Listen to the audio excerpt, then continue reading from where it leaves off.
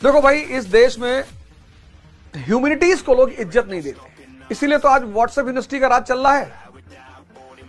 आज WhatsApp university का राज चल रहा है। आज इस देश में बहुसंख्यक लोग व्हाट्सएप यूनिवर्सिटी के विद्वान हैं। गांधी जी ने क्या किया है, गांधी जी कौन है, चरखे से आजादी आई थी। भाई साहब, 1920 का भारत अगर हथियार उठाने की कोशिश करता ना, मसल के रख देते। इस देश में राष्ट्रवाद था ही नहीं। इस देश में राष्ट्र था ही नहीं, तो राष्ट्रवाद कहां से होगा।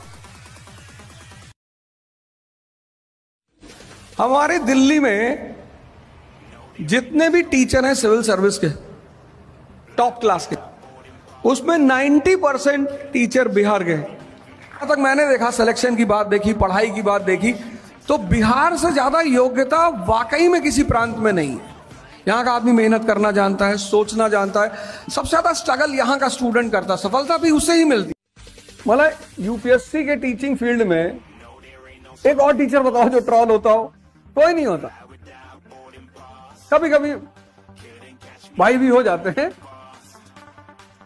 लेकिन सबसे हिट लिस्ट में मेरा नाम रहता है। महीना बीता नहीं कि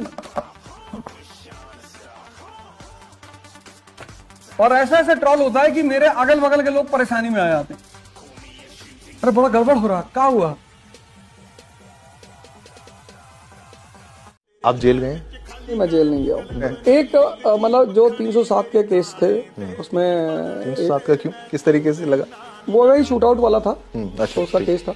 तो उसमें एक ही दिन में जमानत हुई थी। पहली बार ऐसा हुआ था, क्योंकि 307 भी नॉन अवेलेबल वारंट होता है। बिल्कुल। तो उसमें पहले ही दिन, एक ही दिन में लोअर कोर्ट और सीजीएम के कोर्ट में एक ही दिन में जमानत हुई। वो एक रेयर इवेंट था।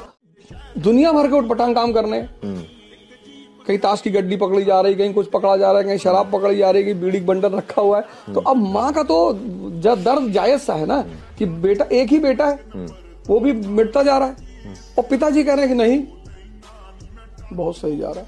नशा 9 रत्नों में से एक है। बहुत कितना बर्दाश्त करेगा कोई आदमी।